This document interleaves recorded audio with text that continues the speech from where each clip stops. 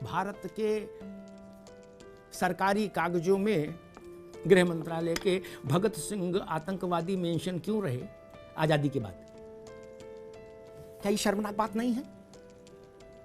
जिस क्षण आजादी आई थी उसी क्षण ये सब चीजें दुरुस्त हो जानी चाहिए थी। कौन थे बिपिन चंद्र पाल? उसमें किसी का नाम नहीं था आजादी की लड़ाई में। Gandhi ji, then Motilal ji, then Jawahar Pandit ji, then Indira ji. That's all. ये तो गनीमत थी राजीव गांधी, संजय गांधी के नाम नहीं लिख दिया था लड़ाई में आजादी की, कि ये भी अंग्रेजों को मार रहे थे और भगा रहे थे और माउंट बेटन को पटक के मारा इन्होंने।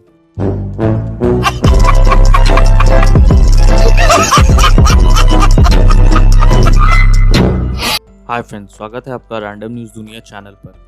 आज हम देखेंगे कि इस न्यूज़ एंकर ने असलियत बात जो कांग्रेस छुपाती रही वो इतने अच्छे से रखी कि कांग्रेस के प्रवक्ता कुछ बोल ही नहीं पा रहे थे। जो कांग्रेस को इतने सालों में करना चाहिए था वो मोदी जी अभी कर रहे हैं। इस न्यूज़ एंकर ने ऐसा बोला कि बस सब सुनते रह गए। तो चलिए ये वीडियो देखते हैं, और चैनल को सब्सक्राइब नहीं किया है तो कर लीजिएगा।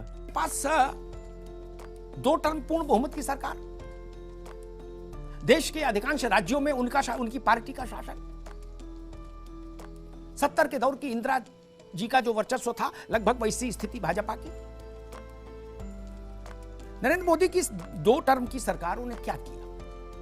वो चाहते तो दंतोपंत ठेंगड़ी की मूर्ति यहां लगा देते। कौन रोक लेता? कौन रोक लेता? कुशाभाऊ ठाकरे की लगा देते। कौन रोक लेता? अरे भाई, आप जब आए तो आपने भी जैसे सबकी जिसकी चाहिए उसकी लगाई, जिसकी नहीं चाहिए नहीं लगाई। केशव बलिराम हेगडेवार की लगा देते। क्या रोहित रोक लेते? नहीं ना, ये त्रिपाठी जी रोक लेते, ये अंकुश नारायण, कोई नहीं तो निकलता ही नहीं कोई घर से। ट्विटर पे भले को लिख देते। सरकार सरकार होती, ऐसा नहीं हुआ। डॉक्टर अंबेडकर के जितने 5 स्मृति चिन्ह हैं इस देश में, और एक उनका घर मिला के विदेश वाला, 5 स्मृति चिन्हों को भव्यता दिव्यता दी इस सरकार ने। वो रेशमबाग को राष्ट्रीय स्मारक घोषित कर देते, कौन रोक लेता? संघ मुख्यालय, हम लोग डिबेट कर लेते, 1 आध घंटे की बात खत्म हो जाती। नहीं किया ना। पंडित मदन मोहन मालवीय को भारत रत्न दिया। ये काम तो कांग्रेस को याद आना चाहिए था, मालवीय जी की। कांग्रेस को याद नहीं आई। सरदार वल्लभ भाई पटेल की गगनचुंबी मूर्ति, वो चाहते तो गुरु गोलवलकर की मूर्ति लगा देते। क्या दिक्कत थी? कोई दिक्कत थी? नहीं ना, नहीं लगाई ना, पटेल साहब की लगाई। और देश के हृदय स्थल पर, हम सबके हृदय में विराजमान नेताजी सुभाष चंद्र बोस की प्रतिमा लगाई। यहां बाला साहब देवरस की भी लगा सकते थे। कोई कानून रोक थोड़ी रहा है। सरकार के पास जनादेश है। निष्पक्ष होकर सोचिए, पहले की सरकारों ने अपनी नजर अपने परिवार से बाहर नहीं जाने दी। और वो लोग क्या आपत्ति करते जिन्होंने अपने ही परिवार में सारे पुरस्कार, सारी मूर्तियां, सारे नामकरण रख के वो मोदी की फिर कैसे आलोचना कर पाते? चाहते जिसकी मूर्ति लगाते, क्या जिसको भारत रत्न देते। मरणोपरांत हेगडेवार जी को भारत रत्न दे देते तो क्या हो जाता? कुछ पहाड़ टूट पड़ता? अबे कांग्रेस ने भी दिया, जिसको मन चाहा उसको दिया। बोले ये भी आदमी ठीक लगता, बोले इसको भी दे दो। तो जब आपकी चल रही थी आपने बांटे, उनकी चल रही वो बांट देते। ऐसा नहीं हुआ। ये बात समझनी चाहिए। कर सकते थे, नहीं किया। मैं उन लोगों को क्रेडिट नहीं देता जिनके हाथ में शक्ति नहीं, वो तो कर ही नहीं सकते। लेकिन जिनके पास शक्ति है और फिर संयम हो, इसमें एक आदमी बता दीजिए जितने भी ऐसे काम हुए 10-8 साल में, 7 साल में, जो भारतीय जनता पार्टी, जनसंघ या संघ का प्रमुख चेहरा रहा हो। नहीं,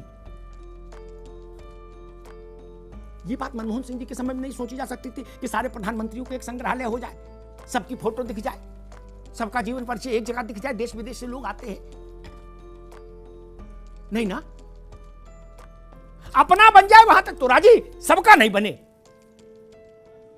उसके लिए भी 75 साल इंतजार करना पड़ा, तब शुरू हुआ। उसमें केवल वाजपेयी मोदी तो है नहीं, उसमें शास्त्री जी हैं, गुलजारी लाल नंदा है, पंडित जी हैं, इंदिरा जी हैं, राजीव जी हैं। क्या ये नहीं कर सकते थे हम पहले की सरकारें? और ठीक बात कही अंकुश नारंग ने। भारत के सरकारी कागजों में गृह मंत्रालय के भगत सिंह आतंकवादी मेंशन क्यों रहे आजादी के बाद? क्या ये शर्मनाक बात नहीं है? जिस क्षण आजादी आई थी उसी क्षण ये सब चीजें दुरुस्त हो जानी चाहिए थी। अरे भगत सिंह आतंकवादी है तो फिर भला आदमी कौन है? फिर क्रांतिकारी कौन है? बलिदानी कौन है इस धरती पर? क्या सरकारों ने इसका चिंतन किया? और नहीं किया तो क्यों नहीं किया? जयप्रकाश जी उत्तर प्रदेश और बिहार की सीमावर्ती इलाके में जन्मे, सीतामढ़ी। बिहार में लालू यादव के आने से पहले तक तो आप ही की सरकार थी, श्री कृष्ण बाबू से लेके वहां तक। बीच में कर्पूरी जी रहे कुछ समय, रामचंद्र दास रहे, बस बाकी तो आप ही रहे।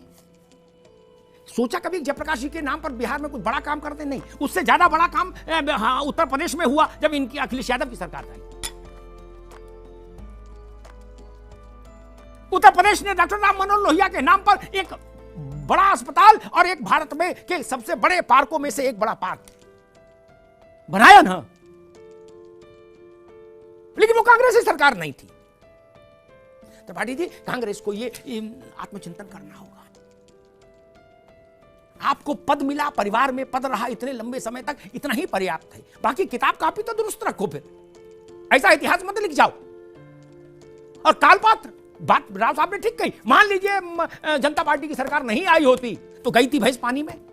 लाला लाजपत राय जिनका जिक्र बार बार अंकुश कर रहे थे, उनका तो नाम ही नहीं कोई जानता। कौन थे लाला लाजपत राय? कौन थे बाल गंगाधर तिलक? कौन थे बिपिन चंद्र पाल? उसमें किसी का नाम नहीं था आजादी की लड़ाई में।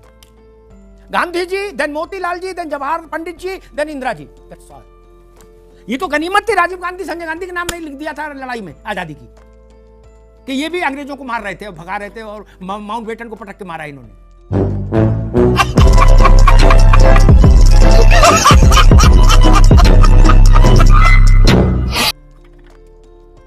चांदनी चौक में पकड़ लिया था माउंट बेटन को।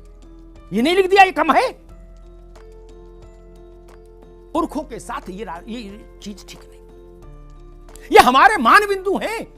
और सच बात है, ये किसी सरकार की कृपा के मोहताज नहीं।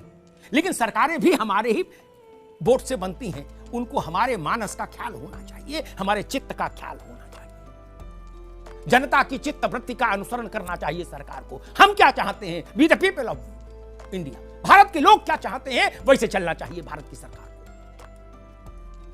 सर्वे करा के देख लीजिए, कल पूरा देश 100 में 100% देश आनंद में था नेताजी की मूर्ति देखकर। हमारी छाती चौड़ी होती। इस काम के लिए इतने दशक इंतजार करना पड़ा, इतने दशक। और अगर लोग ऐसा कहते हैं तो संतुलन स्थापित करने की कोशिश क्यों नहीं की पुरानी सरकारों ने, कि कोई शहर, कोई कस्बा नहीं ऐसा जहां जवाहरलाल जी, इंदिरा जी के नाम पर कुछ ना हो, राजीव जी के नाम पर बड़ा। इस सर्वग्राही प्रवृत्ति ठीक नहीं कि सब कुछ मेरे ही आंचल में समा जाए। इतना बड़ा देश है, कैसे संभव है? और शायद कृष्ण मोहन जी ने बिरसा मुंडा की बात कही थी, मैं वहीं से बात समाप्त कर दूंगा। बिरसा मुंडा को जितने लोगों ने पढ़ा होगा वो जानते होंगे, अद्भुत व्यक्ति था जो धरती पर अवतरित हुआ, छोटी शख्सियत नहीं। रोहित जी, देश भर का आदिवासी उनको भगवान बोलता है। हम बिरसा मुंडा बोल रहे हैं, लेकिन उनको बोला जाता है भगवान बिरसा मुंडा।